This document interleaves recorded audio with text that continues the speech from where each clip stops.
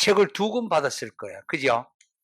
그 다음에 이제 정도 형사 정책이 있는데, 프로테지는 여기 매년마다 우리가 7교정직이나 뭐 이렇게 9교정직 할 때 교정할 때 있는 비율을 형사 정책은 한 20%, 오리지널 형사 정책하고 교정학하고 오리지널 형사 정책은 범죄 원인은 딱 2문제 나와요. 범죄 원인이 보면은 뭐 롬브로주의 생리적 범죄니 뭐니 해가지고 새로운 범죄의 그 원인론의 학자들 이름이 많아요. 그런데 딱 2문제 나오고, 그 다음에 교정학하고 형사정책하고 중복된 부분, 소년법이라든지 여성범죄라든지 사법대책이라 요게 한 2문제 해가지고 잘 나오면 우리 형사정책 파트에서 한 4문제, 20문제를 기준으로 20% 정도 그 배정을 그래 하라고 해요. 소년법은 형사정책에도 해당하고 그 다음에 교정학에도 해당하고, 왜 그러냐면은 범죄의 대책이 곧 교정이기 때문에 그래서 중복이 많이 돼. 오리지널, 아까 요 앞에 있는 수험생이 얘기하는 교정학 문제는 전부 법령이에요. 옛날에 2007년도까지는 행형법이라고 했어요. 행형법. 그런데 2007년도부터는 형집행법으로, 물론 여러분들도 기억해놔. 앞으로 법령을 할 때 무조건 이래 단축하지 말고 법제처에 나오는 그 단축법이 있어요. 법제처 한번 들어가 보면 형 집행 및 수용자의 처우에 관한 법률, 긴 거를 그냥 행형법이라고 하면 틀려요. 그건 옛날이고 형집행법이라고 약칭해가지고 법제처 법에서 앞으로 그렇게 명칭을 해요. 형사소송법도 공부를 하다 보면 어떤 분들은 뭐 좀 빨리 외우려고 특가법, 특강법 뭐 이런 식으로 막 얘기하거든요. 실은 그 명칭이 틀려요. 왜 그러냐면은 실무에 가서 특가법을 치면 안 나와요. 그런데 법제처에서 약자를 뭐로 해라, 성폭력 방지법인지 성폭력 처벌법인지 이렇게 가르쳐줘요. 그거를 원래는 쳐야 되는 건데, 우리 이제 대부분 학원 교재들하고 이런 데 보면 빨리 외우려고 하다 보니까 막 간단하게, 왜 경찰관 직무집행법, 그거는 경직법으로 보통 이렇게 표시를 하고 하는데 그런 거 있으니까 얘기하고. 그래서 우리의 수업도 그런 식으로 하게. 형사정책은 나도 오늘 무거워서 형사정책책 한 권만 가져왔는데, 그 교정학 책은 뒤에 하고 정책부터 먼저 한 2주간, 우리가 8조 완성이기 때문에 2주간 정책으로 요 번째 하고 다음 주에 끝낼게요.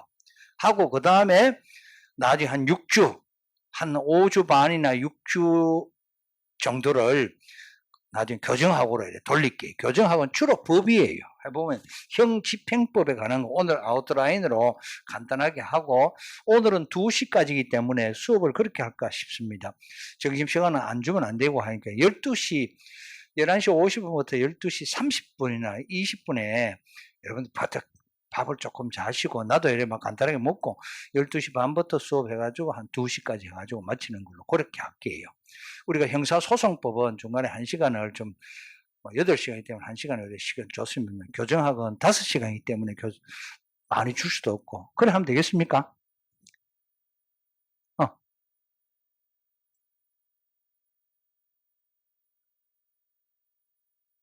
밥 먹게 해요.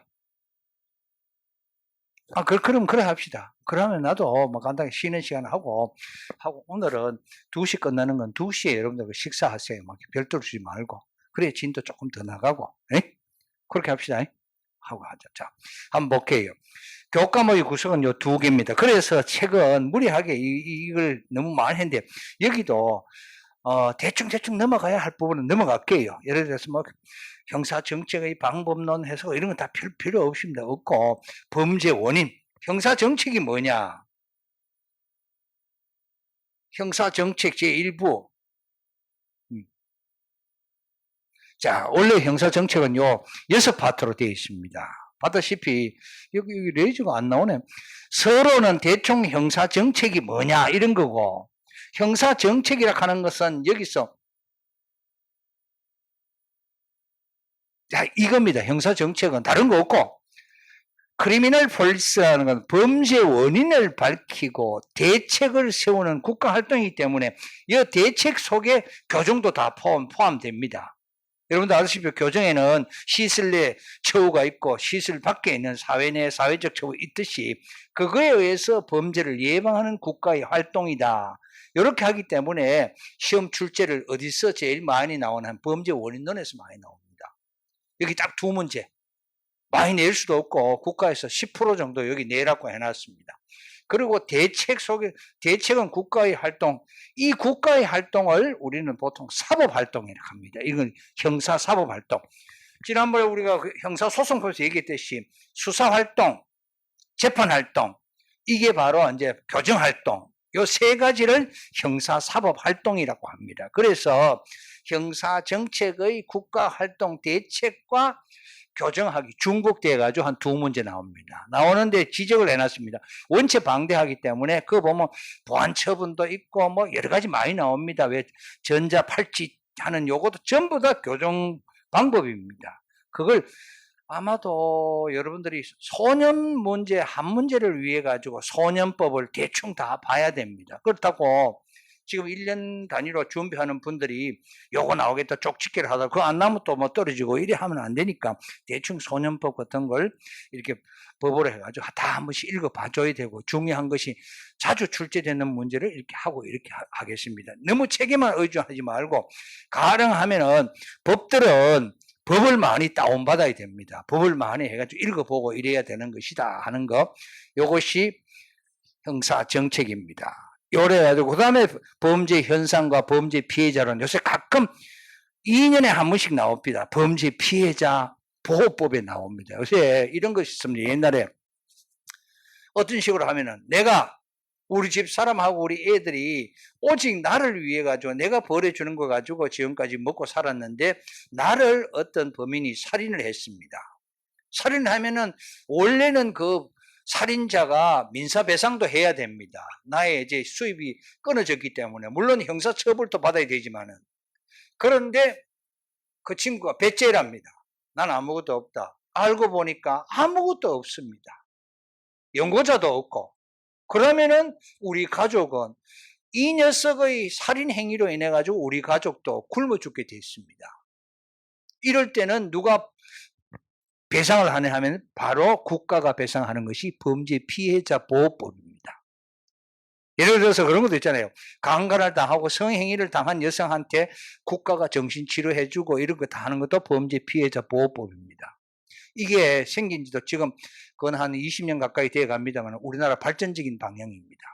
그래서 범죄 피해자론이 가끔 한 번씩 2, 3년마다 한 번씩 나옵니다. 출제하는 교수에 따라 가지고 출제하는 교수는 매년 출제하는 교수가 출제하지 않습니다. 어떻게 출제하나 하면은 교정직도 그렇고 국가직에 있어서의 시험들은 전국에 있는 몇 사람한테 비밀로 한 4명 내지 5명 문제 은행을 만듭니다.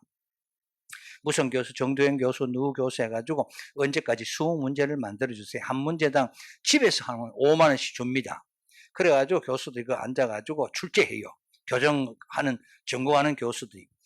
그래가지고 이제 100문제 좀 됐잖아요. 그럼 작년 100문제, 올해 100문제, 이제 특히 올해 100문제를 또 이래가 딱 했습니다. 그러면은 마지막에 시험 치기 한 일주일 전이나 이래가지고 합숙합니다. 합숙 교수 따로 있습니다. 자기가 출제하는 거 아니고 100문제 중에 합숙 교수가 3사람이 문제를 거기서 뽑습니다. 파트별로. 이미 100문제 출제해놓은 거 있기 때문에 그 안에서 뽑습니다. 뽑아가지고 문제가 매끄럽지 못하고 그 중간에 법이 바뀌면은 바뀐 법을 해야 되고 구법은 폐기해야 됩니다. 그래가지고 3사람이 바로 시험 치고 오전에 마지막 수업에 들어가면 이제 나옵니다. 내보내죠. 그때 들어가면은 전부 휴대폰이고 뭐고 연락을 못 합니다. 어디 가는지 모르는데. 그런데 여러분도 알다시피 공무원 시험은 한 3, 4일이나 일주일 들어가는데 수능은 한 달 들어갑니다. 수능은. 그만큼 깁니다. 전국에 있는 선생, 교수, 할 것 다 도와가지고 그건 수당을 많이 줍니다. 합숙하는 사람은 하루에 뭐 보통 30만 원씩인가 이래가지고 일당 줍니다. 그거 가가지고 4일 같으면 120만 원 주고 이래가지고 출제를 여러분들 수업료 내는 거, 뭐 응시료 내는 그거 가지고 다 집행을 합니다. 그러니 우리나라에서 제일 큰 시험이 수능 아닙니까? 수능 가면은 한 달 더 가면 보통 한 1,000만 원씩 이래가지고 받아 나오고 이래 합니다. 그런데 일부 학교에서는 교수 보고 가지 마라 합니다. 30일 동안 너무 공백이 크기 때문에 왜 학생들 지도 못하기 때문에 잘 안 들어갑니다. 비밀로 하는데 그런 거 있기 때문에 그렇게 얘기합니다. 그리고 난 다음에 시험 치고 난 다음에 가답안 공개하고 그 다음에 여러분들한테 컴플레인 받습니다. 이 신청. 그때 막 죽어납니다. 예컨대 우리가 문제를 만들어내면 100% 컴플레인이 걸립니다. 그렇기 때문에 할 수 없이 법을 뺏겨야 됩니다.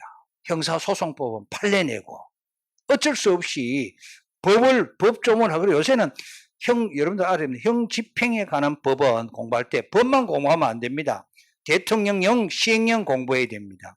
시행규칙, 법무령 공부 요 세 가지를 달달 외워야 됩니다. 이걸 하면 원체 수험생들이 똑똑하기 때문에 삐리하게 내놓으면 전 만점 나와버립니다. 그래 하기 때문에 무조건 떨주기 위해서. 그래서 요즘에 이제 국가공무원 시험에 있어서 제일 하는 것이 비법률 과목들, 비전공 과목들의 행포 이래가지고 영어와 국사가 행포를 합니다. 그건 원체 방대하기 때문에. 그래서 여러분들 그런 것도 좀 신경을 좀 써주셔야 됩니다. 여기에 우리 교정학하고 형사소송법은 범위가 빤하기 때문에 여러분들이 어느 정도 만점 작전을 하는데 국어와 영어와 국사 같은 경우는 범위들 특히 국사 같은 거는 조선왕조실록 같은 거 이런 거 출제해 놓으면 참 어렵습니다. 국사 같은 거 만점짜리 잘 안 나올 거예요.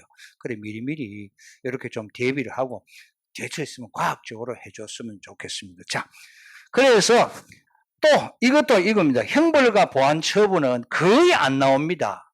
그러나 아까 위에 말한 범죄 피해자하고 섞여가지고 한 번씩 이래가지고 내기도 하고 형벌은 형법의 형벌 9가지이기 때문에 그렇습니다. 그 다음에 범죄 예측과 예방은 거의 안 나오고 그 다음에 제일 단골로 나오는 것이 소년범죄론이 나옵니다. 소년법이 있기 때문에 이걸 좀 아시고 나중에 제가 주의지하면 여러분들이 어차피 책을 샀기 때문에 여러분들은 가능하면은 내가 별표 뭐 이래 해주고 별 2개 이런 게 해주면 자꾸 그럴 때 해서 조금 많이 하세요. 그리고 안 나오더라도 하나도 안 보지 말고 무슨 소리인지 모르면 안 됩니다. 알고 넘어가야 됩니다. 자, 그래서 내가 간다. 서론, 형사정책이란 범죄를 밝히고 대책. 이건 누가 하냐면 포에르 바하. 이 양반이 자주 나옵니다. 독일 사람 학자입니다. 포에르 바하가 처음 사용했다. 그 다음에 우리가 말하는 여기서 아까 말하는 범죄. 거기다가 혹시나 여러분들 나중에 책으로 가지고 하지만은 간단하게 할게요. 범죄는 형법상 범죄하고 다릅니다. 형법의 범죄는 구성요건에 해당 법조문에 해당하고 위법하고 책임이 있는 욕이지만은 조금 형사정책의 범죄는 상당히 포괄적입니다. 범죄 처벌 받지 않더라도 범죄로 분류하는 것이 형사정책상 범죄입니다. 예컨대 10살짜리 아는 형법상 범죄자가 아닙니다. 10살짜리 아가 저지른 비행이나 이런 거를. 그러나 형사정책상에는 우범소년이라 촉법소년 해가지고 범죄로 취급합니다. 이 비행도. 그래서 여러분들 말하잖아요. 비행하고 범죄하고는 다릅니다. 형법상, 그래서 여러분들 형법상 범죄하고 여기 있네. 형법상 구별. 실질적 범죄가 바로 형사정책의 대상이다 하는 거. 위험한 행동도 형사정책의 대상입니다. 요즘 왜 A채널인가 뭔가 보니까 거기에 금쪽 같은 내 새끼 하면서 이래가지고 일탈 행위를 막 안 합니까? 그죠? 그런 것도 형사정책상은 대상이 될 수가 있습니다. 예를 든다면은. 그러나 형법상으로는 그런 아들은 범죄자 취급하면 안 됩니다. 여러분들 한번 우리는 형법이 없지만 형사소송법에 형법은 범죄와 형벌에 관한 법인데 범죄는 구성요건에는 법조문에 해당하고 위법하고 책임 있는 요 3가지가 갖춰져야 형법상 범죄입니다. 그러나 형사정책상은 내가 얘기했잖아요. 10살에서 14살까지 14세 미만 아이 행위도 범죄로 취급하는 것이 형사정책입니다. 되겠어요? 구별되겠죠? 요것만 하면 넘어가고 그 다음에 범죄는 절대적이 아니고 상대적입니다. 여러분들 알죠? 컴퓨터 범죄는 60년대 없었습니다. 우리나라에 컴퓨터가 없기 때문에. 지금 컴퓨터 범죄가 만연하죠? 그리고 또 간통죄. 70, 80년대까지 간통죄는 있었습니다. 근데 지금 없습니다. 이런 현상을 범죄의 상대성 해가지고 과범죄, 신범죄, 비범죄 나중에 다 줄게. 비범죄는 옛날 범죄에 있던 것을 범죄 안 하는 간통죄 같은 걸 말하고 지금 낙태죄 일부가 바로 그렇게 됐습니다. 옛날에 낙태죄는 범죄인데 지금은 일부는 범죄가 아니라고 합니다. 그렇죠? 이런 것을 비범죄라고 얘기합니다. 신범죄는 바로 컴퓨터 범죄입니다. 옛날 컴퓨터 없을 때는 범죄가 아니었는데 새로 범죄, 앞으로 메커니즘 이용하고 기기 이용하는 범죄들이 자꾸 새로운 범죄가 생길 거예요. 우리나라는 참 따라가기 힘듭니다. 여기에 대한 대책. 그 다음에 암수 범죄는 통계에 나타나지 않는 범죄입니다. 옛날에 여성 범죄 같은 것이 많았습니다. 여성 범죄는 부끄럽다고 고소 고발하지 않고 해가지고 범죄로 통계 안 나타납니다. 자, 하나 물어보겠습니다. 화이트 칼라 범죄하고 블루 칼라 범죄. 블루 칼라 범죄는 몸으로 때우는 범죄들이 많습니다. 이걸 분류합니다. 행서정책. 화이트 칼라 범죄와 블루 칼라 범죄 중에서 어느 것이 암수 범죄가 많겠어요? 화이트 칼라 범죄가 되잖아요. 왜 화이트 칼라 범죄는 그거 있는 사람 말합니다. 넥타이 맨 사람들 있죠? 그렇게 경제범들이라든지 이렇게 잔머리 구르는 이런 범죄들은 나중에 때론 수사기관이나 사정기관에 조금 알아가지고 없어지는 경우도 있고 이런 거 많답니다. 남성 범죄보다 여성이 지금은 많이 오픈화되어 있습니다. 여성 범죄들이 지금 암수 범죄란 결국 그렇게 기억해놔요. 통계에 나타나지 않는 범죄를 암수 범죄를 한다. 되겠어요? 그 알았나? 그 다음에 이게 서론이고 두 번째. 범죄의 원인에 대한 여기서 이제 두 문제 나오기 때문에 우리가 한번 봐야 돼요. 범죄의 이름. 자, 결론.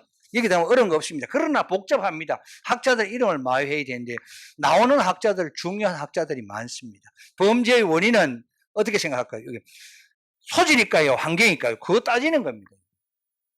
타고난 소질이겠어요. 야, 유영철이 한번 봐요. 그죠? 이런 범죄하면 살인죄 보면은 그런 거 보면 사이코패스니 뭐니 얘기하잖아요. 이런 건 일종의 소질 알겠어요. 그죠? 자, 범죄 원인은 여기서 뭘 변하면 소질이냐, 환경이냐, 이렇게 얘기합니다. 또 학자들이 뭐 환경 중에서 개인 환경, 가정 환경이냐, 사회 환경이냐, 그것이 환경이냐, 이렇게 묻는 게가 이게 범죄 원인 논리라니까요. 어렵게 생각하지 말고 옛날에 이걸 맨 처음에 접근한 사람의 환경보다는 소질적으로 저 이탈리아에서 법의학자이자 때로는 철학자고 법학자인 사람이 롬브로즈가 있었어요. 의사였어요. 이 양반이 분명히 범죄 유영철이나 강호수에 보면은 일반인들이 어떻게 저렇게 토막 살해를 할 수 있을까? 이게 분명히 다른 사람하고 다르다 이런 거야. 그래서 이 의사면서 의사가 연구했잖아요. 두개골 가지고 나중에 보니까 두개골로 하고 구렛나루 하고 눈썹이 진한 사람, 뭐 머리카락이 어떤 사람, 이런 사람이 범죄자가 많더라. 옛날부터 조사를 했어요. 이미 쭉 왔는 사람, 그 사람 생체를 가지고. 그래서 케사르 롬브로저가 주장한 것이 범죄자는 타고난다. 생리적 범죄라고 유명하잖아요. 이미 타고난 범죄자. 이게 케사르 롬브로저입니다. 여기에 대해서 다 그런 건 아니다 하고 찬성한 사람 이 사람들이 범죄학에 있어서 가장 실정적인 사람이라고 이탈리아 학파 롬브로조, 펠리, 가루팔로 이런 사람이 있었고, 그러다가 프랑스로 넘어갔어요. 이거 비슷한 거가. 프랑스는 꼭 소질만 아니다. 환경도 조금 있다. 심리다 있다. 환경 이런 라카샤니나 이런 사람도 있었고, 그 다음에 여러분들 잘 프로이드가 나오잖아요. 융하고 프로이드가 심리 해가지고 이런 거 물어는 것이 범죄의 원인론입니다. 범죄학 이런 체계화. 그러다가 여러분들도 아시다시피 어느 나라로 돌아가나 하면 미국으로 돌아갑니다. 미국이 가장 오대양 쪽에 있는 가장 공업화가 빨리 되는 곳이 시카고입니다. 시카고 주립대학에서 학자들이 이거를 아니다, 소질보다도 환경이다 해가지고 환경적이고 학문이 시카고 학파로. 오늘날에는 이런 별로 의미가 없습니다. 교정에서 나올지 오늘날에는 거의 절충적이다. 소질도 있고 환경도 있다. 그래서 연구합니다. 여러분들 한번 봐요. A와 B는 쌍생합니다. 일란성 쌍생합니다. 쌍생한데 낳아가지고 조사하기 위해서 따로 키웠습니다. 30년 뒤에 조사를 해보니까 한쪽은 입양해 간 곳이 뭐냐 하면 아주 잘 사는 집에 입양해 갔고 청교도 집안에, 하나는 슬럼가에 갔는데 야를 조사해 보니까 야 후손들이 있잖아요. 그 뒤에 후대들이 보이. 설렁가에서는 뭐가 많이 나오냐면 설렁가 범죄자하고 약물 중독자하고 매춘부 많이 나왔어요. 그러나 청교도 집안에 갖는 경우는 적더랍니다. 자, 범죄의 원인은 소질입니까? 환경입니까? 칼리카그가 연구를 하는데 이런 경우는 내가 지금 얘기하는 결론을 보면 범죄의 원인은 환경일까요? 소질일까요? 일란성 쌍생아가 둘이가 똑같이 일치를 하면 소질이잖아요. 그죠?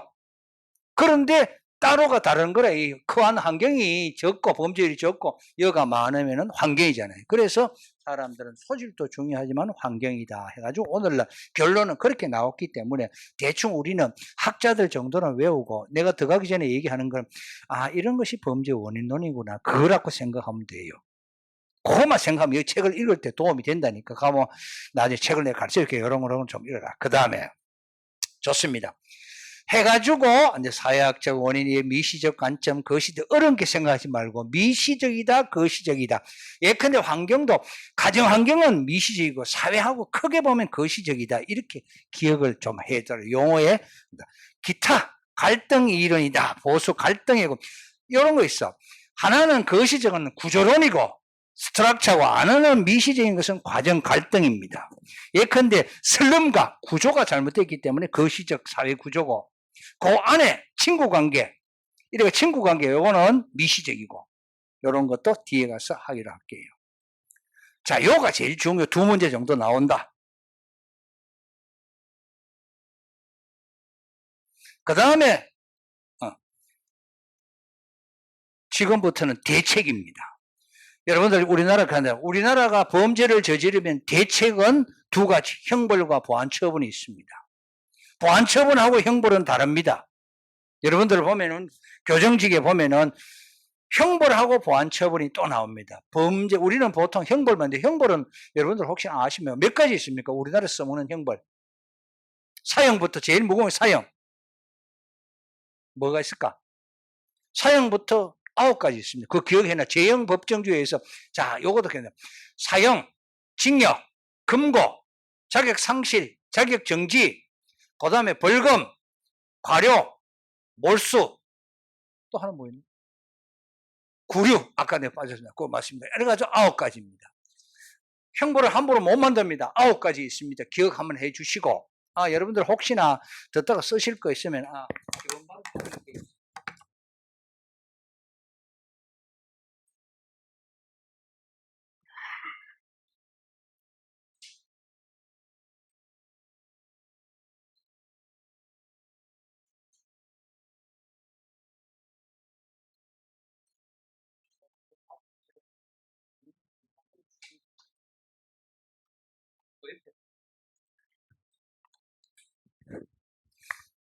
이거 기본반 강의 계획서 해가지고 저한테 연락할 거 연락처가 다 해놨습니다.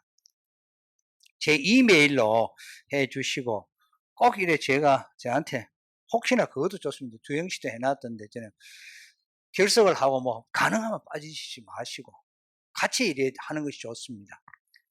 여기 010-5777-8727입니다. 제 휴대폰 번호가 아마 거기는 없지 싶습니다. 5777-8727 혹시나 궁금한 거 있으면 해주시고 한국공무원 학원보다는 저한테 교정하기 그렇고 그 순수 형사정책 여기는 3주 해놨는데 한 2.5주라든지 그 정도 해가지고 다 끝내도록 할게요.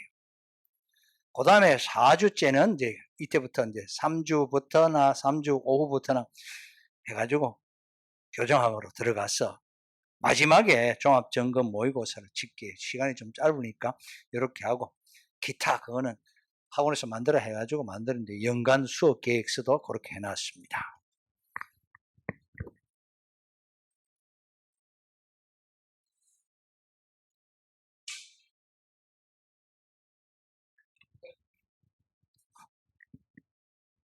그 다음에 형벌, 여러분들은 알아놔야 되는데 형벌과 보안처분은 다르다. 그런데 우리 시험에 나오는 것은 형벌보다는 보안처분이 잘 나옵니다. 형벌보다는 보안처분이 많이 나옵니다. 이 보안처분하고 뒤에 교정학하고 사회 내 처우라든지 이런 거하고 관계 있기 때문에 많이 나옵니다. 보안처분은 여러분들 안 가봤지만서도 나는 저는 전에 애들 데리고 한번 가봤는데 학원 애들보다는 저 청송교도소 한번 가보면 교도소 많습니다. 교도소 안 가봤죠? 청송진보에 옛날 전두환 시절에 80년대 만들었는데 완전히 요새로 만들어 놨습니다. 가보면은 1교도소, 2교도소, 지옥교도소하고 뭐 이런 거 뭐 많이 만들어 놨는데 옛날에 뭐 인권 때문에 하나는 폐지되고 해가지고 그 교정관들 많습니다. 교도관들하고. 거기에 아파트도 주고 이래가지고 저 청송 진보 골짜기에 만들었는데 그거 들어가면 좀 살벌하고 우리나라에서 제일 이제 뭐 문제 있고 이런 애들 수용 많이 합니다. 한때는 그 유명한 아들 다 있었습니다. 신창호이 이런 거. 그러고 여러분들 알다시피 공부하다 보면 미결 구금하는 경우도 있는데 안동 법원 아들 이래가지고 구금하는 데 있는데 그 아들 할 때는 미결 보통 거의 다 기결인데 미결은 방청 관람을 못 해줍니다.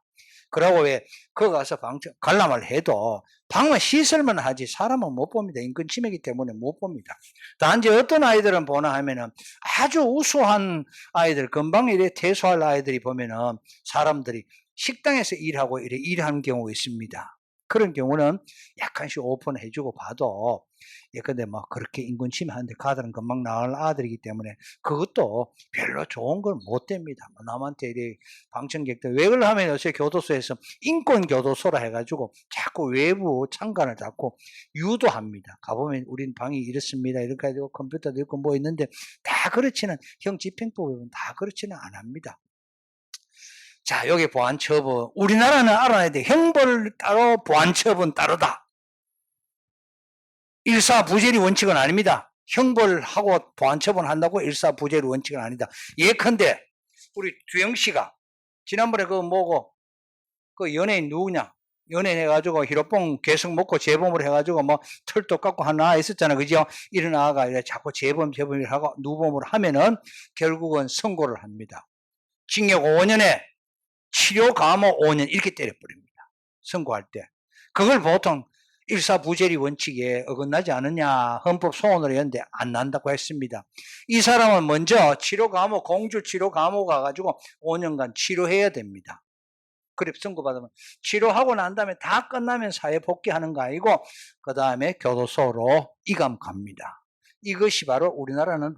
그런데 어떤 나라는 둘 중에 하나만 선택해라 이런 논. 우리는 둘 다 해라 이원론. 우리나라는 이원론입니다. 형벌은 9가지이기 때문에 지금 형벌도 정책상으로 개혁을 하자 합니다.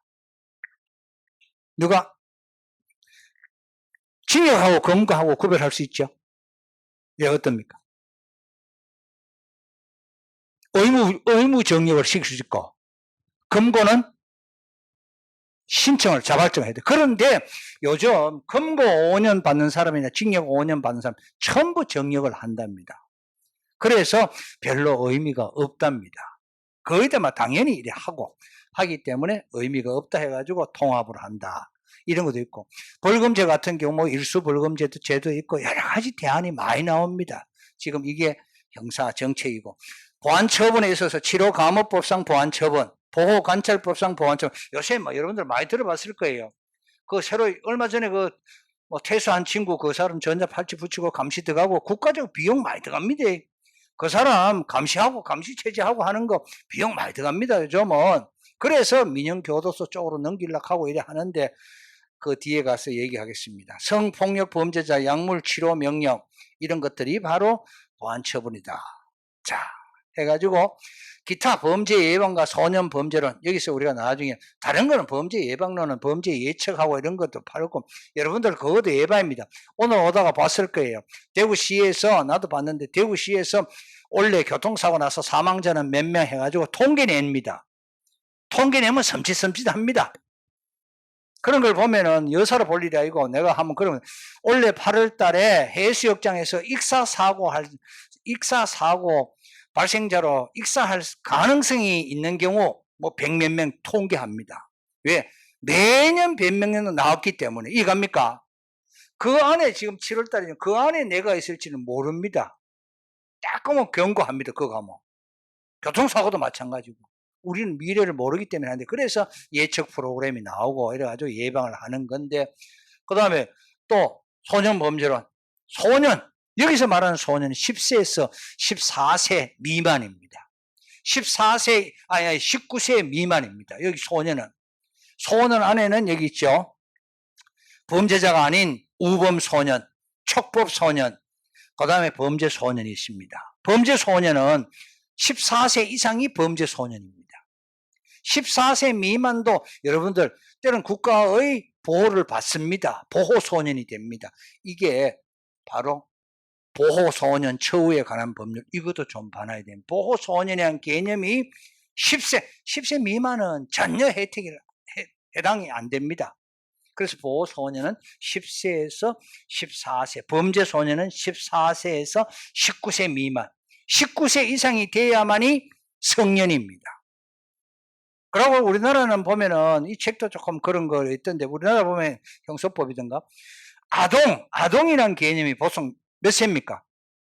저쪽. 아동 알고 있는.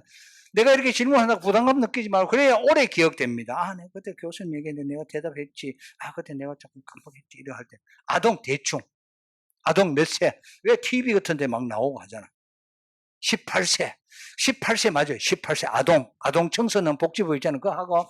그 다음에 우리 형법에 보면은 아동 뭐 해가지고 13세 나오고 이래요. 아동들이 허락을 하는데 동의가 안 하고 성관계 하는 거 있는 걸 무조건 강간으로 간주해버리고 이런 것입니다. 아마 이게 나이를 조금 통일을 해야 돼요. 우리나라에. 지금까지 성년은 20세였습니다. 오늘부터 얼마 전까지 민법 개정에 19세죠. 그리고 여러분들 왜 국회의원 선거도 19세 내려왔죠. 많이 헷갈린 경우가 참 많습니다. 이런 걸 여러분들 좀 봐주시고 아동청소년 보호법 여기서 나올 수 있는 거 한 문제 정도 나온 소년법에서 이거 하고 여 밑에 아동청소년 성보호 여기에서 특히 여성들이라든지 이런 데에서 많이 나올 수 있습니다. 한두 문제. 자, 이렇게 해서 끝나고 이게 한 2주나 2주 반 정도 이래 하고 나면 끝나고 교정학으로 넘어갑니다. 말 그대로 교정은 고쳐서 오늘 오다 보면 여러분들도 여기 내가 뭡니까 약정골목 앞에 버스를 내렸는데 그거 오다 보면 교정이란 말이 나옵니다. 뭐냐 하면은 신체 교정을 말합니다. 그것도 교정입니다. 해가지고 바르게 하는 것이 교정학이라 이 말이에요. 교정학이 어찌 보면 참 포괄적입니다. 그래서 일본의 교정학의 이해, 교정이 뭐다 이런 걸 내놓습니다. 그 다음에 주로 교정 시설과 수용 제도론 내 책 그대로 뺏겨놨습니다. 2파트, 3파트는 수용자의 지위와 처우, 그 다음에 4, 5번, 특히 4번이 비중이 큽니다. 4번이 여기가 지금 거의 80% 교정학에서 나오는데 4번이 처우 문제가 이게 상당히 많이 나옵니다. 80% 중에서 거의 한 30%를 차지할 정도로 이게 시설 내 교도소 안에서의 처우를 말합니다. 그 다음에 교정 처우는 사회적 처우, 그 다음에 사회 내 처우는 시설 안보다는 바깥의 처우를 말합니다. 예컨대 가장 대표적인 사회 적하고 사회 내하고 구별해야 됩니다. 적은 시설의 바탕을 두면서 사회하고 어느 정도 오픈시켜 주는 걸 말합니다. 개방처우입니다. 예컨대 아주 양형이라든지 그 수용 성적이 좋은 사람한테 마지막 나갈 사람한테 기휴제도 한번 나갔다 오라 한다든지 이런 거 있잖아요. 이런 것이 사회적 처우가 되는 거예요. 보안처분 정도 이런 거는 사회 내 처우고 전자팔찌 감시하고 이런 거 있잖아요. 사회 내하고 사회적 처우. 그래서 사회적 처우는 개방처우라 하고 사회 내 처우는 지역사회 처우라 합니다. 지역사회에 있는 거 나와가지고 퇴소자 해가지고 이런 걸 말합니다. 갱생제도도 일종의 이런 겁니다. 기타 교정 민영화 운동, 지금 소망교회, 그 다음에 또 많답니다. 기독교뿐만 아니고 천주교도 있고 지금 불교도 있고 종교단체들이 한번 한락한답니다. 앞으로 국가가 조금 더 하면 여러분들 알잖아요. 원래 방범이라든지 도둑잡고 이런 거는 경찰에 해야 되잖아요. 그런데 지금 민간조사법이라 해가지고 탐정제도로 해가지고 민간인들도 잡을 수 있도록 한다. 지금 문제가 어제 조선일보인가 언제 보면 문제가 많습니다. 예를 들어서 내가 우리 두영이한테 앙심을 품고 뒷조사 좀 해도 돈 주고 의뢰를 했어요. 그런데 이 탐정이 나쁜 놈이 아니어서 자격도 요새 뭐 자격도 지금도 뭐 윤리적이 없어요. 가가지고 두영이한테 가가지고 협박을 하는 거야. 내가 저 사람한테 가가지고 할 테니까 내보고 돈 같이 하는 거야. 공갈로.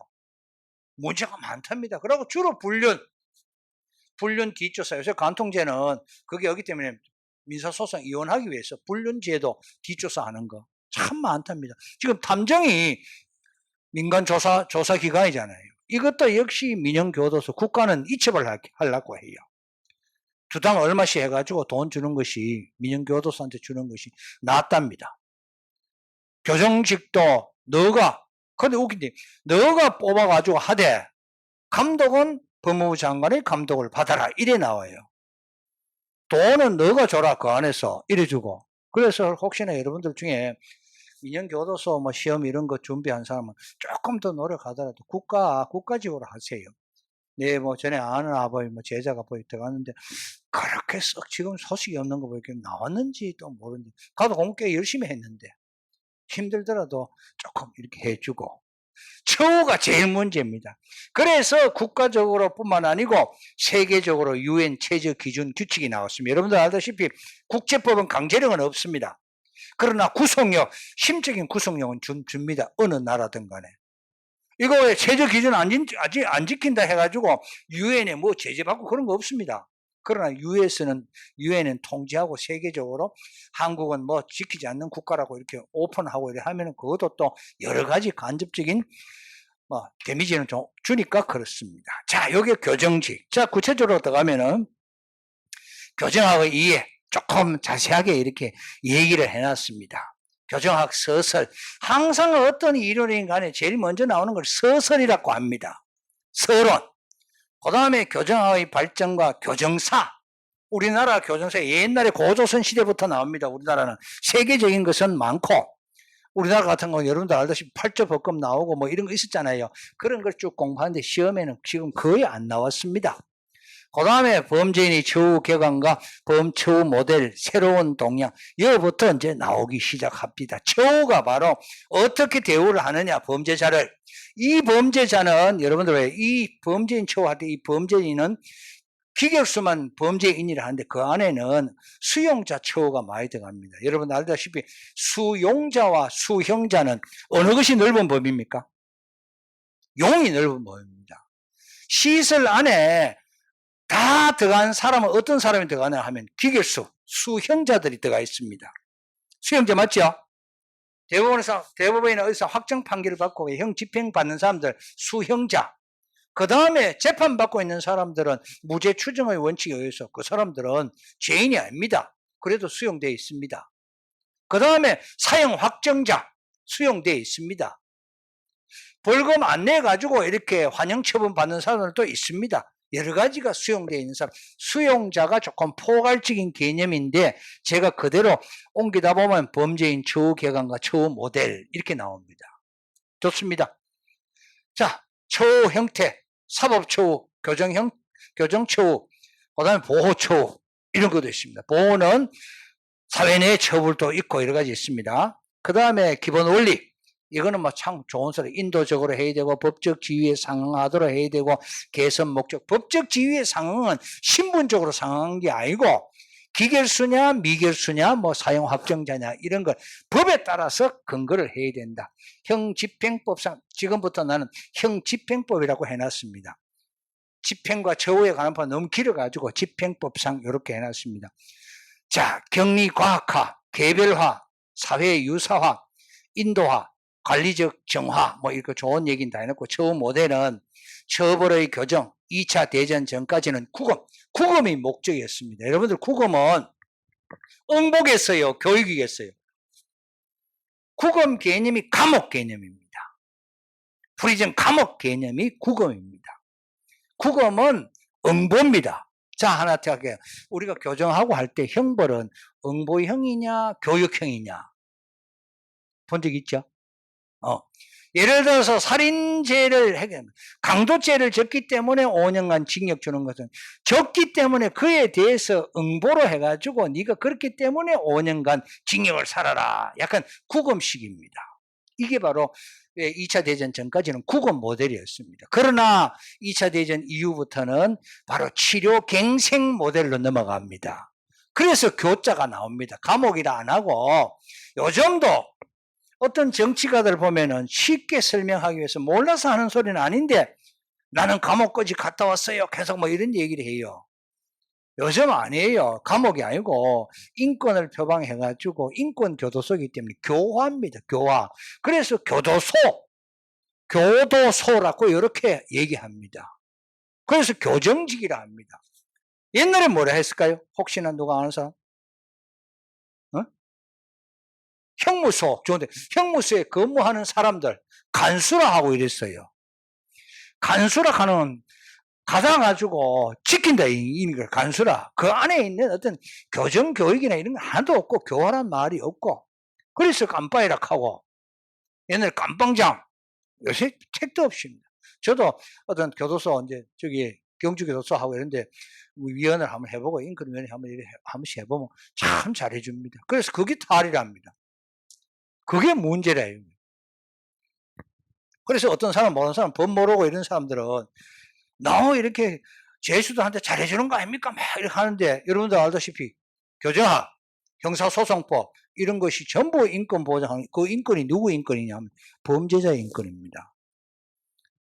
여기 나오는 인권 하는 거는 교도관 인권을 거의 8, 90%가 아니고 범죄자 인권이에요. 형집행에 관한 법, 형집행법 거기 나오는 거는 밥 정시에 주고 뭐 콩은 몇 그램 하고 머리는 어떻게 깎아야 되고 이불은 뭐 줘야 되고 옷은 어떻게 줘야 되고 이런 건 전부 범죄자 수용자들의 인권을 위해서 그렇습니다. 그걸 가지고 우리 배우잖아요. 여러분들도 혹시나 빨리 되면 좋잖아요. 교정직에 들어가시더라도 참 중요합니다. 조금 참아야 됩니다. 그러고 난 다음에 꼭 부탁이다. 내가 이거 하면은 못 먹고 사는 그러지 말고 어떤 사람들은 5년 내에 어느 공직이든 간에 있잖아요. 좀 똑똑한 사람들이 5년 내에 이직하는 경우가 많답니다. 하는 사람 거의 8, 90%로 후회한답니다. 5년 뒤에 이직하고 교정직에서 한 해가 안 맞다 하고 괴로워 이직하고 검찰직 바로 되냐? 그것도 아니고 1, 2년 가야 되고 검찰 가본들 아닌데 이미 저 동료들은 7호봉이나 올라가 있는데 7년이나 지나갔는데 그래도 막 죽을 마시고 하면은 바꿔야 되지만은 적성이랑 꼭 그렇지도 않습니다. 제가 경찰 인권 교육 같은 거 이런 걸 가보면 전부 조사해 보이긴 그때 제일 갈등이 많답니다. 하고 들어왔는데 보이면 맨날 그 뭐 술 주정뱅이들 지구대 아들하고 교도소도 마찬가지입니다. 그거 들어가 보면 반턴 교도소가 뭐 20년 했으면 징역 20년 사는 거하고 한 가지라 해요. 그 교도관들 하는 얘기가 옛날에 했지만 왜 그러냐면 저들은 복도에 있지만은 수용자는 안에 있잖아요. 20년 근무하면 뭐 예컨대 이 1교대면 2일 1교대 하면 그 맥내가 틀린 거 아니잖아. 그죠? 그래도 정이 있고 그것도 정이 있고 다 그렇대요.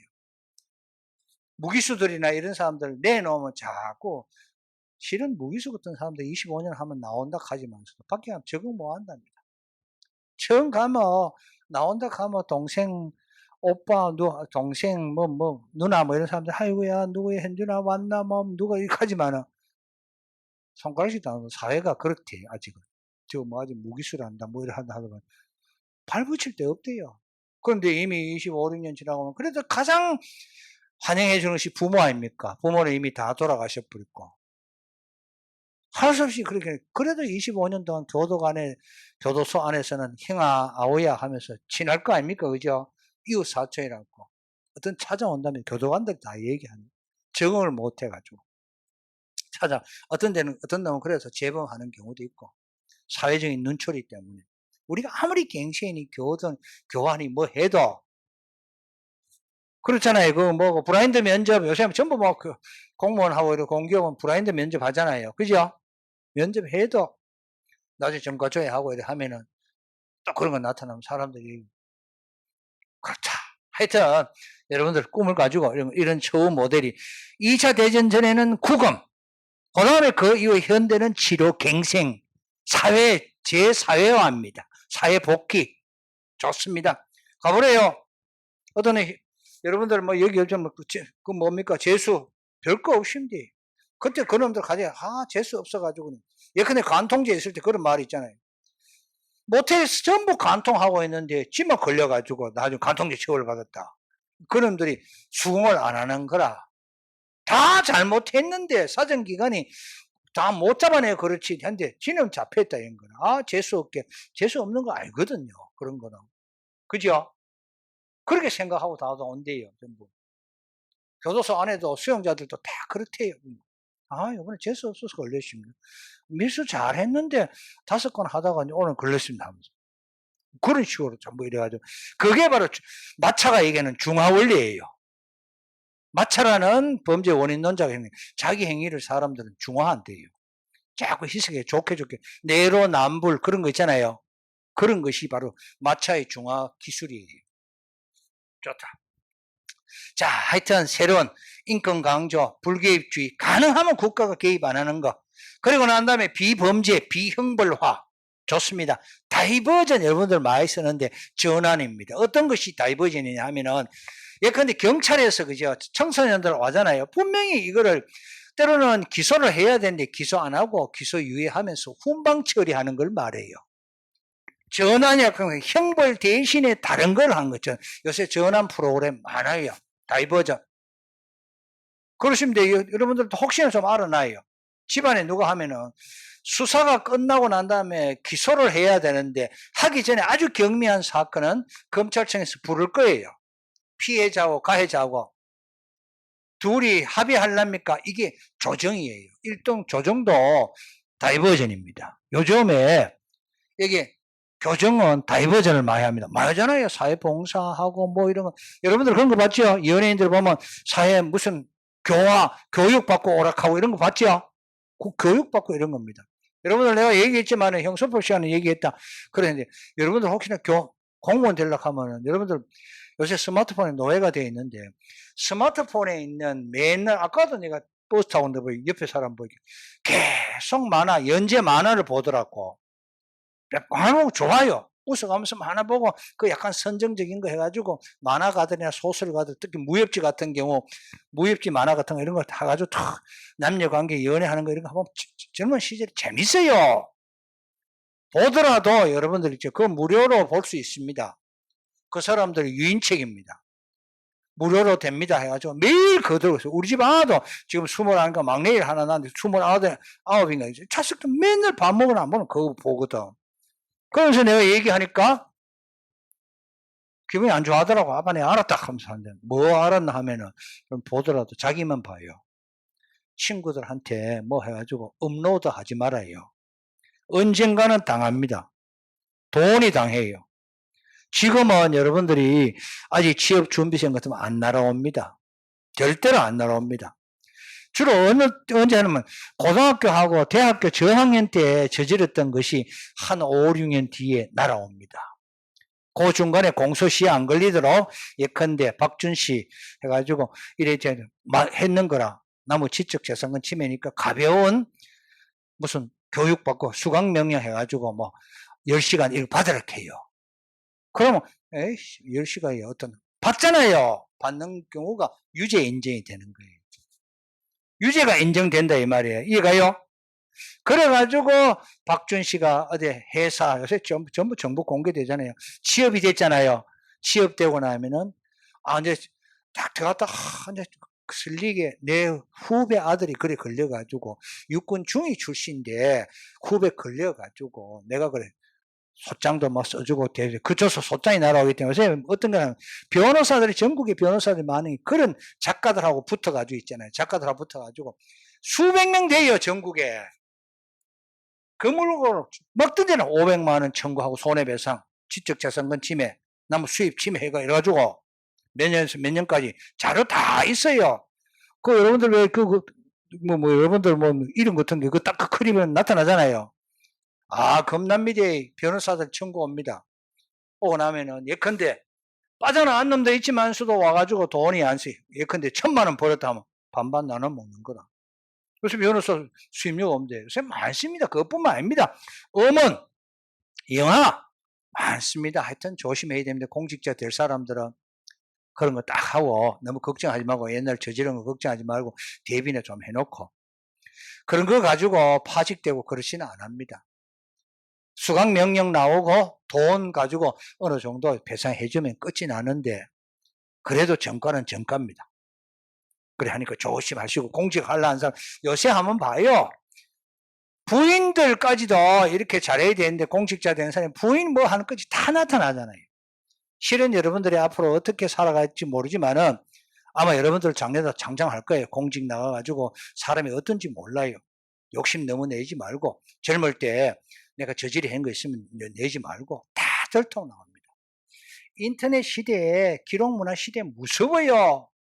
옛날에 전부 오프라인 시대, 아날로그 시대 같으면 다 지워져 버리지만 요새 신문에 검색하면 다 티 나옵니다. 정두영 이름 검색하면 정두영에 관한 기사 뭐 쪼맹겨도 다 티 나옵니다. 그만큼 무서운 시절입니다.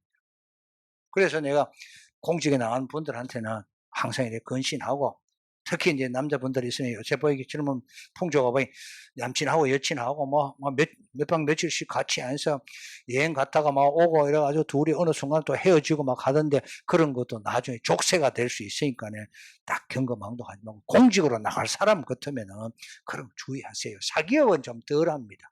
하여튼 이런 것들이 교정하고 이해, 서러운 부분이고 그 다음 교정시설과 수용제도. 교정시설이 교도소 아닙니까? 일반적으로 얘기하면 교도소인데 격리, 구금, 교정교화를 위한 자유형 집행시설입니다. 자유형이 세 가지 있을까요? 사람의 자유를 구속하는 거 징역, 금고, 구류. 자, 아까 얘기했죠.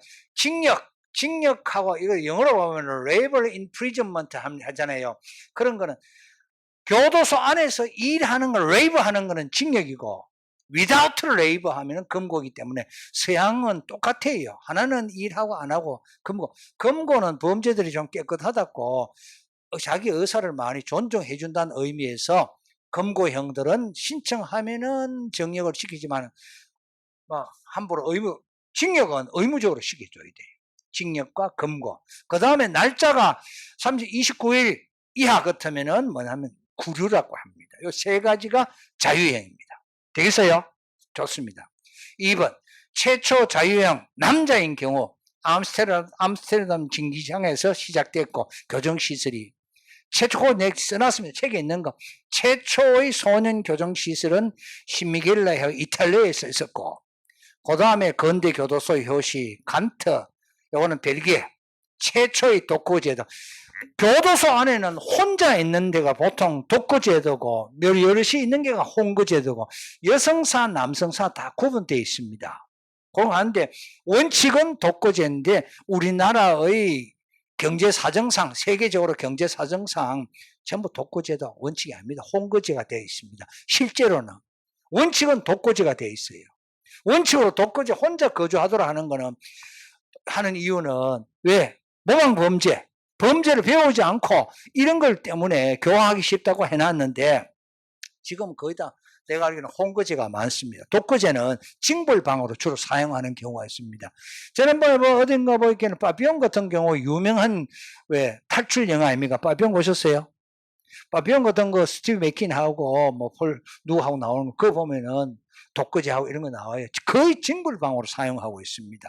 혼자 있는 거. 그래도 신청하는 대통령 같은 이런 부위라든지 높은 사람 이런 사람들은 독거제를 하고 있답니다. 독거제를 해가지고 그것을 왜 옛날에 김대중 대통령은 교도소에 있을 때 가장 책을 많이 읽고 가장 저술을 많이 했다 하잖아요. 이렇게 하는 것도 된다. 독거제. 그 다음에 오늘날에는 감옥 개량 운동이 많은데 옛날부터 있었어요. 감옥 개량 운동. 존 하워드 이 사람이 효시인데 가끔 시험에 나옵니다. 감옥 개량 운동. 이 사람이 존 하워드. 펜실베니아 그 다음에 5번 제도 이런 것들이 들어가서 얘기할게요. 수용자 구금 제도. 펜실베니아 해가지고 독거 제도가 있었고 5번 제 절충제. 독거하고 홍거. 이것도 용어 조금 알아놓으면 좋아요. 그래도 형사소송법보다는 여러분들이 공부하기 좋습니다. 용어들이 좀 쉽습니다. 그리고 문제들도 참 편합니다. 언제 한번 소개를 해주지만은 제가 이래 쭉쭉 땡겨 2016년도부터 해가지고 2021년도까지 6년간 내가 이렇게 분석을 해봤는데 다른 책 보고 뺏긴 거 아니고 제가 문제 직접 보니까 꼭 아까 내가 그 얘기입니다. 범죄 원인론이 꼭 2개 나옵니다. 2011년도 범죄 원인론이 생물학적 연구, 아까 왜 롬브라조하고 그런 사람들 나왔고, 그 다음에 거의 다 이제 성폭력범죄 2번 문제는 약물치료법, 1번은 소년범죄, 그 다음에 범죄 실정주의 하나 나오고 생물학과 나오듯이 매년 꼭 나옵니다. 여러분들한테 분석하는 방법도 나중에 가르쳐 줄게요. 이런 것도 좀 봐놓고. 그 다음에 수용자의 반드시 수용자가고 수형자가 나왔잖아요. 형벌을 받는 사람 기결수입니다. 수용자는 확정 판결을 받은 사람입니다. 펜실바니아 여태 있고 5번제 현행법상 독거 수용 원칙하고 필요한 경우 홍건대 오늘날엔 경제사정상 홍거제하고 있습니다. 여러분들 대구교도소도 옮겨가죠. 하원교도소. 하원교도소 거기는 하원에 월배 하원에 있는 지가 오래되기 때문에 저도 아파트 팔아먹어버리고 저 다사로 넘어간답니다. 강창 넘어가지고 어디 다사 그쪽으로 간답니다. 그리고 심지어 50년을 50년을 하던가 50년을 내다보고 지은 대구 구치소 왜 대륜고등학교 건너편에 왜 명복공원 옆에 22층짜리 지상 건물 여러분들은 아마 거의 감옥 대상으로 하는 영화를 보면은 지하 깜빵으로 생각을 했을 거예요. 그러나 대구구치소, 서울 동부구치소 이런 건 전부 지상으로 올라갑니다. 앞으로 그러면은 왜 8.15 광복절 특사 하면서 옛날에 차성호하고 며칠 나온 거 있었잖아요. 땅굴 파고 막 나오는 이런 드라마가 주로 땅굴로 나왔죠. 근데 앞으로는 그게 아니고 헬기로 가지고 왜 하는 방법이든지 그 방법으로 이제 나와야 될 거라. 구치소가 건물이 차양하고 햇빛도 오고 이래가지고 전부 고공을 했는데 적어도 22층 했는데 부족하답니다. 대구구치 그만큼 어떻게 보면 범죄가 늘어나기도 하고 경제사정상 늘어나기도 하고 그 다음에 너무 과범죄화를 하는 거 아닌가 하는 것도 있고 범죄를 너무 지나치게 만들다 보니까 이렇게 되는 것도 아닌가 하고 그리고 경제적 사정 때문에 범죄자가 많이 늘어났답니다. 아마 이거 여러분들 주의해 봐야 됩니다. 올 연말에 해가지고 지금 한은에서 한국은행에서 자꾸 금리 하잖아요. 지금 금리 하는데도 지금 한국은행의 고정금리가 0.5%인가 그런데 우리 일반인들이 여러분들 대출 받고 연끌을 하고 하는데 보면 3%, 4%, 5%만 올라가지 0.5인데 그만큼 올라가 있어요. 한은에서 지금 총재도 그렇고 지금 올리려고 하거든요. 올리면 가는 나중에 내년 초까지 1%까지 올라가면 죽는다는 사람 많을 거예요. 그러고 저 자영업자들 그렇지요. 그러면 우리 내나 없이 전부 빚내 가지고 한 사람들 요새 대구 수성구에 아파트 가격이 미쳤어요. 가보면은 보통 20억씩 10몇 억씩 이래 가지고 그걸 전부 강 큰 사람들은 빚내 가지고 그래 한 사람이 많대요. 그리고 심지어 여러 가지 재개발 지구 해주고 북구나든지 동구 나는 동구 삽니다만은 이런 데는 가격 올라가지도 않고 저 북구 달서구 저 변두리 이런 데 보면 아파트가 남아 돌아가요. 이 뭔가 잘못됐으니까 아마 연말이나 내년 초에는 금리 인상이 될 거예요. 지금 인마들 인상한다고 확정하고 하던데 그래 하니까 그런 걸 보면은 여러분들 내가 꼭 부탁이다. 조금 힘들더라도 자영업 하지 마세요. 자영업 해가지고 돈 벌기 힘듭니다. 왜든지 1년을 더 늦추든지 6개월 늦든지 간에 공무원 되세요. 네, 평소에도 얘기했지만은 어느 7급 좋아요, 5급 좋아요. 간디 붙지 말고 9급 좋습니다. 10년 지나면 다 똑같아집니다. 되는 사람이 제일 낫습니다. 빨리 되는 사람이 제일 나으니까 왜든지 최우선으로 하겠어. 내년에 치실 거죠? 내년 시험 치실 거지? 내년 시험 얼마 안 남았어요. 저희 내년 치실 거지? 저는 좋아. 그리고 또 자신감 가지고 하고 내가 얘기했죠. 내년에 합격하기 위해서는 무조건 하루에 10시간씩 4시간을 확보해. 지금 힘들면은 한 10월 달까지 그래 10시간 확보하기 힘들면은 6시간으로 하자. 그 다음에 10월 달부터 8시간 하자. 마지막에 내년에 가가지고는 2월 달부터는 시험 칠 때까지 10시간 하겠다. 10몇 시간 하겠다. 이래가지고 365일 동안 평균 10시간 되도록 해요. 10시간 되면 교정직 돼요. 절대로 안 될 리가 없다니까. 딴짓 하지 말고 자꾸 미루지 말고 자기 변명하지 말고, 오늘은 이래가지고, 오늘 친구가, 친구 어디 오랜만에 하여튼 나아가 퇴직이 해가지고, 하더라도, 그날 술 먹고 그러면 계속 그 이튿날 15시간 하던다. 집에서 브레인 짜요. 그래가지고 되는 게 제일 장태이다. 혹시나 내내 실수해가지고 안 되면 과목 분석을 잘해요. 이거 형수하고 교정하고 됐는데, 예를 들어서 국어가 됐는데, 나는 영어가 이래가지고 90점 정도 먹어야 되는데 80점 정도 전부 안 했어요. 그런 경우. 재수 없다 생각하지 말고. 그리고 또 지금 남성들 같으면은 부모님한테 미안한 것도 있을 거라요. 그때는 조금 쇼를 해요. 나도 옛날에 실패했습니다. 나는 경북 울진이 고향인데 사법시험 오래 했는데 가가지고 시험 떨어져가지고 벌써 3번인가 4번째 사실 20회인가 21회가 떨어져가지고 머리 빡빡 깎고 어머니 아버지한테 가가지고 또 쇼를 한번 했어요. 한 해만 더 밀어주십시오 하면서 하긴 우리 아버지 10월에 돈 없는데 우리 어머니하고 가다 머리 깎고 가는 그 모습을 보고 정말 비장한 각오를 했는갑다. 그래서 좀 도와줬는데 결국은 떨어졌습니다.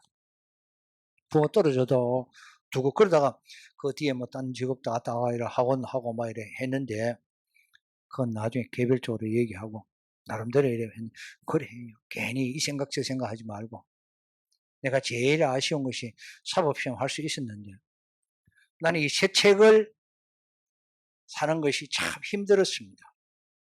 새 책을 사는 것이 참 힘들었다. 그때 카드도 없었고 그래서 이 시청 옆에 여가지고 헌책 사러 왔더라니까. 그게 실패 요인이라. 책 살라고 하니 책 사는 거 예를 들어서 이게 12,000원인데 시청에 가면 1,000원 주면 사는데 그 생각 드는 거야. 시골에 있는 부모 지금도 내 집에 놔뒀어요. 옛날 그때 담배가 최고 담배 거북선이었어요. 양담배 1,000원 못 팔고 그걸 한 갑 사가지고 처음 나왔다 하기에 담배 피웠는데 골초인데 얼마나 절에 있으면서 샀는데 얼마나 좋아요. 그래서 그 책꽂이 만들어 해놨는데 그런데 얼마나 후회했다고요. 사면서 시골의 아버지는 농사 짓는데 주제넘게 나는 A형이고 장남이었기 때문에 실패 요인 물론 노력도 적겠지만 잡생각했어요. 엉뚱한 생각.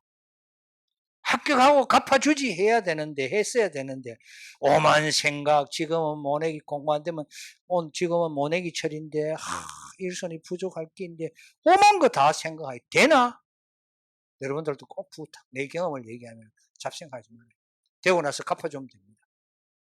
되고 나서 지금 1,000만 원 여러분들 공부하는데 대줬다면 되고 나서 10달 동안 봉급도 요새 많이 나올 거예요. 수당, 야간 수당, 검사 이런 거 하면은 많이 나옵니다. 옛날엔 박보이지만 좋습니다. 65세까지 얼마나 좋노?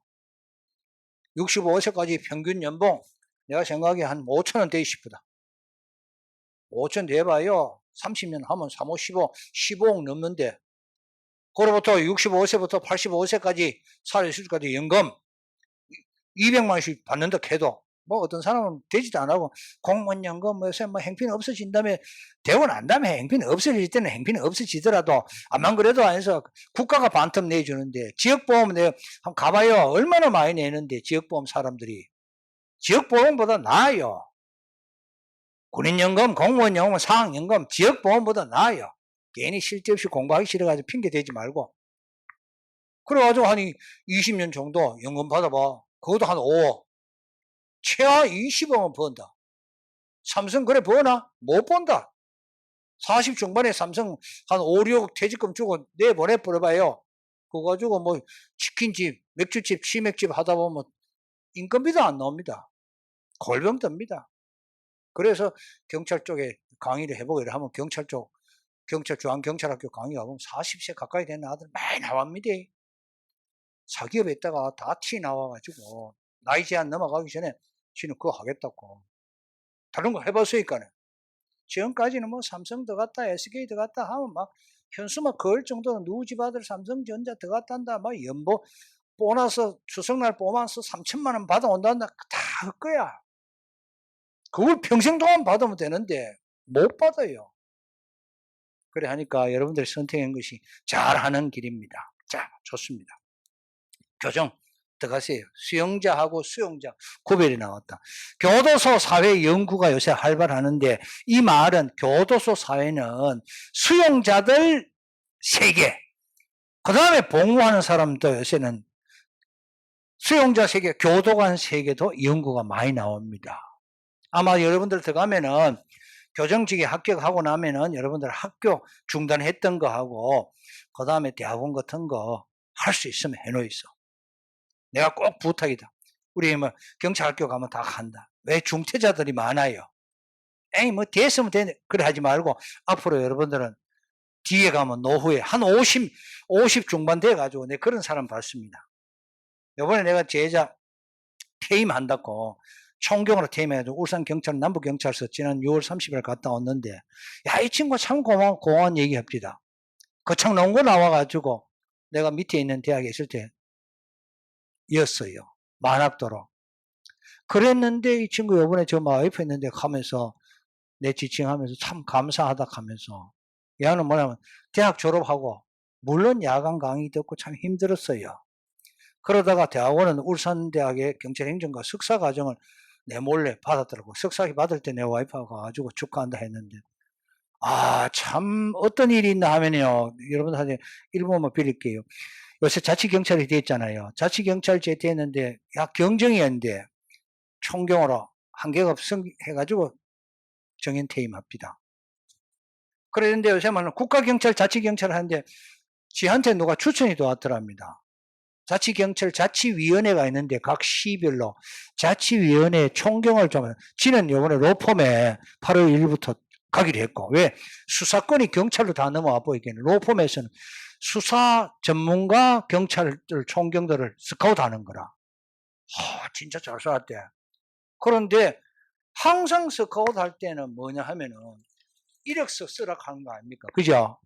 이력서에는 다른 사람들 하면은 고졸인데 지는 석사 학위가 있는 거라. 그리고 3년간인가 로펌에서 계약을 하고 끝나고 나면 자치경찰 위원으로 넘어갈 수 있다는 거라. 요번에 누구를 하나 추천해 주지 보이게 무슨 옛날에 순경들부터 항상 고등학교 나왔거든요.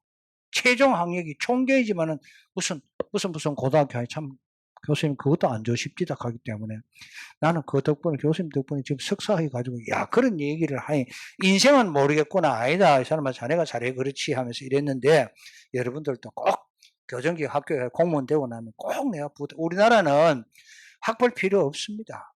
그러나 없으면은 되게 스트레스입니다.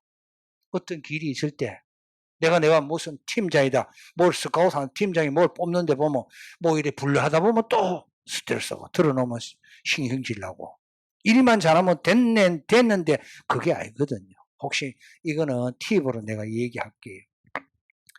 자, 일단은 10분 더 하고 쉬도록 할게요. 뭐 요새 지금 70분인데 80분 하고 10분 쉬고 그래 합시다.